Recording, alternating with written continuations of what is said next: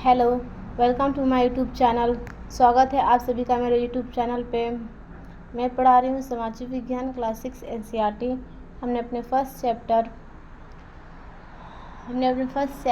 Chapter में 3 topic को cover कर चुके हैं। अब हम चलते हैं अपने नेक्स्ट टॉपिक की जो है केरल। अब हम केरल के भौगोलिक परिस्थितियों को समझेंगे, पढ़ेंगे, देखेंगे और जानेंगे।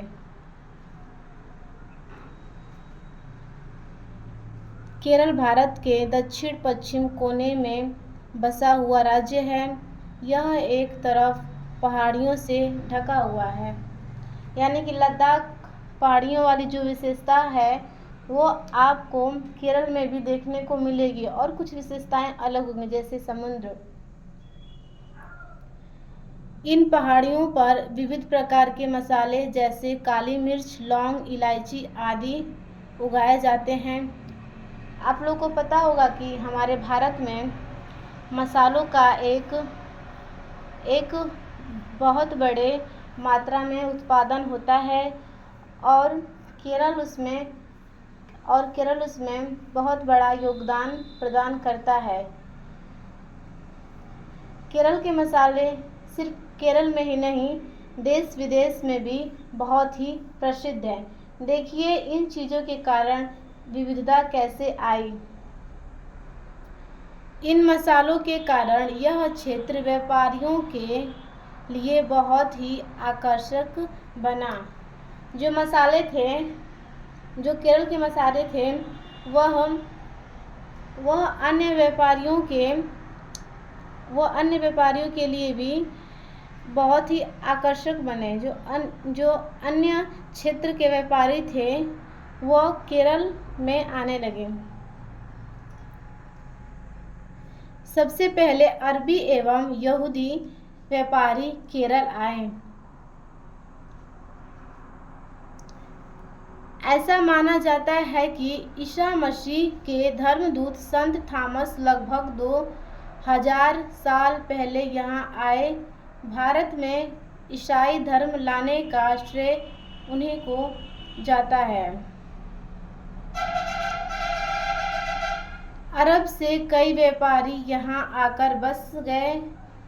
इब्न बतूता ने जो करीब 700 साल पहले यहाँ आए, अपनी यात्रा वृत्तांत में मुसलमानों के जीवन का विवरण लिखा।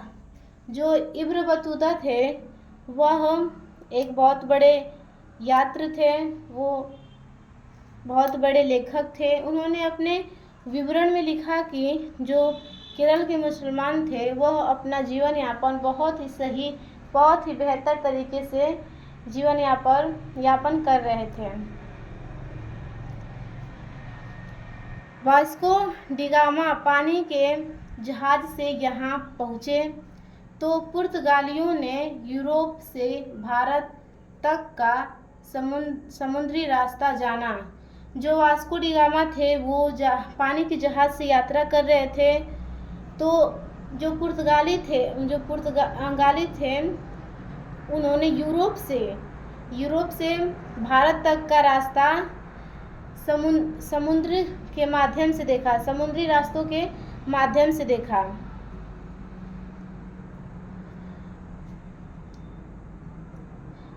आप लोग को पता होगा जब भारत आज़ाद हुआ तो आपने सुना होगा एकीकरण की समस्या। देशी रियासतों को भारत के साथ एकीकरण किया गया, उनको मिलाया गया, शामिल किया गया, लेकिन भारत केवल अंग्रेजों का ही गुलाम नहीं था। कुछ क्षेत्र ऐसे भी थे जिनके ऊपर अन्य देशों का भी कब्जा था। पुर्तगाल और फ्रांस, उन्होंने भी भारत के कुछ क्षेत्रों के ऊपर अपना कब्जा कर रखा था। वे लोग आए थे केवल व्यापार करने के लिए, लेकिन भारत के भौगोलिक परिस्थितियों को देखकर वह यहीं बस गए। केरल और गोवा में अधिक लोग बसे। अब इस चीज़ को ध्यान से समझिएगा। इन सभी ऐतिहासिक प्रभावों के कारण के लोग विभिन्न धर्मों का पालन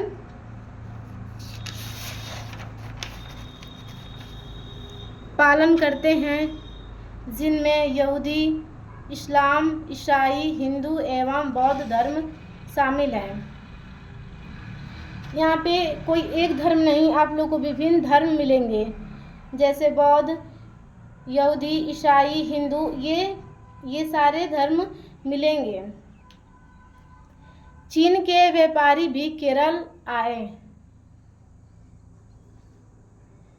यहाँ पर मछली पकड़ने के लिए जो जाल इस्तेमाल किए जाते हैं वे चीनी जालों से हुबहू मिलते थे।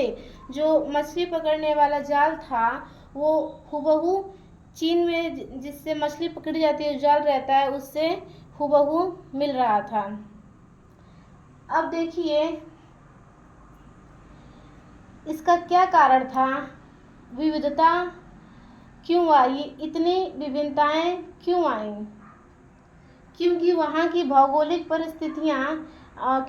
भौगोलिक परिस्थितियों ने यूरोपियन को आकर्षित किया और यूरोपियन थे वो यूरोपियन और अरबी व्यापारी वहाँ आकर बस गए, वहाँ आकर रहने लगे और उनमें अलग अलग धर्मों का उदय हुआ। केरल की उपजाऊ जमीन और जलवायु चावल की खेती के लिए बहुत उपयुक्त हैं। जो केरल की उपजाऊ ज़मीन है और जलवायु है वहाँ की, वह चावल की खेती के लिए बहुत ही बढ़िया है। और वहाँ के अधिकतर लोग मछली, सब्जी और चावल खाते हैं। जैसे आप उत्तर भारत की बात करेंगे तो देखेंगे, मध्य भारत की बात करेंगे तो देखेंगे पंजाब, हरियाणा, इन सब में देखेंगे कि रोटी का सेवन अत्यधिक किया जाता है। लेकिन जो केरल है, केरल में चावल और मछली का अत्यधिक सेवन किया जाता है, क्योंकि वहाँ की भौगोलिक परिस्थितियाँ ही ऐसी हैं। तो विविधता है जो भारत में भौगोलिक परिस्थितियों में बहुत महत्वपूर्ण भूमिका अदा करती है।